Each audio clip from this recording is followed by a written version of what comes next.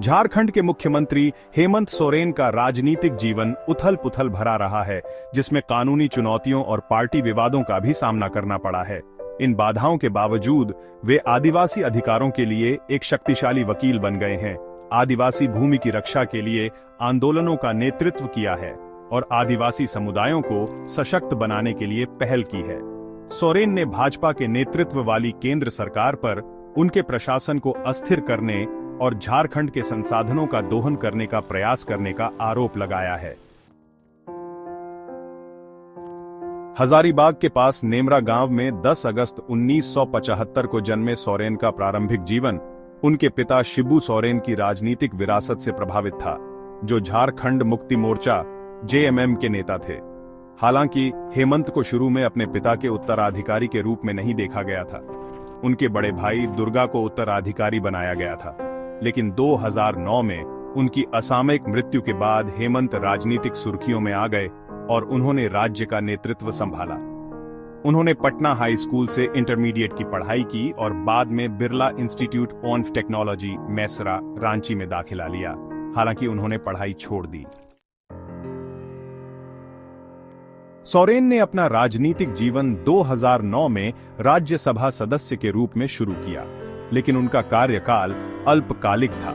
उन्होंने 2010 में भाजपा के नेतृत्व वाली अर्जुन मुंडा सरकार में उप मुख्यमंत्री बनने के लिए इस्तीफा दे दिया। हालांकि 2012 में गठबंधन टूट गया, जिससे राज्य में राष्ट्रपति शासन लग गया। इस झटके के बावजूद झारखंड का नेतृत्व करने के सोरेन का संकल्प कभी नहीं डगमगाया।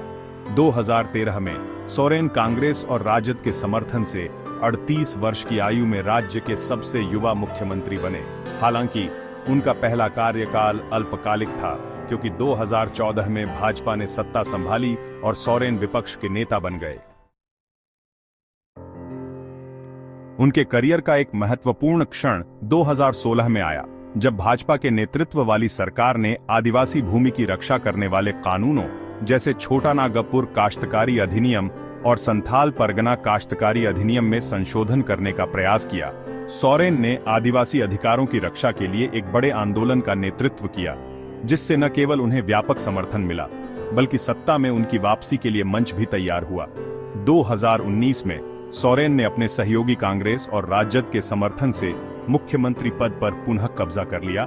उनकी जेएमएम पार्टी ने 81 सदस्यीय झारखंड विधानसभा में 30 सीटें जीती, जो अब तक की उनकी सबसे बड़ी जीत है, जो उनके नेतृत्व की बढ़ती लोकप्रियता का संकेत है। हालांकि सोरेन का कार्यकाल विवादों से मुक्त नहीं रहा है। 2023 की शुरुआत में वह खुद को एक भूमि घोटाले से जुड़े मनी लॉन्ड्रिंग मामले में उलझा हुआ पाया। 31 जनवरी को मुख्यमंत्री पद से इस्तीफा देने के तुरंत बाद उन्हें गिरफ्तार कर लिया गया। लगभग 5 महीने जेल में रहने के बाद सोरेन को जून में झारखंड उच्च न्यायालय ने जमानत दे दी, जिसने कहा कि उनके द्वारा अपराध करने की कोई संभावना नहीं है। सोरेन ने लगातार कहा है कि उनकी गिरफ्तारी राजनीति से प्रेरित थी और उन्होंने खुद को अपनी सरकार को कमजोर करने के उद्देश्य से एक साजिश का शिकार बताया है। इन चुनौतियों के बावजूद राज्य की आदिवासी आबादी के लिए उनकी मजबूत आवाज उनकी राजनीतिक पहचान का केंद्र रही है। वे आदिवासियों को सशक्त बनाने के उद्देश्य से की गई पहलों में सबसे आगे रहे हैं, ताकि यह सुनिश्चित हो सके कि उन्हें राज्य के आर्थिक विकास का लाभ मिले।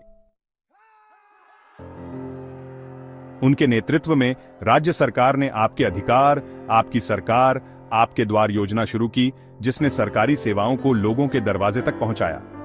इसके अलावा राज्य की पेंशन योजना का विस्तार और मुख्यमंत्री महिला सम्मान योजना, जो 18 से 51 वर्ष की आयु वर्ग की महिलाओं को 1000 रुपये की वित्तीय सहायता प्रदान करती है, उनके प्रशासन के प्रमुख स्तंभ बन गए हैं।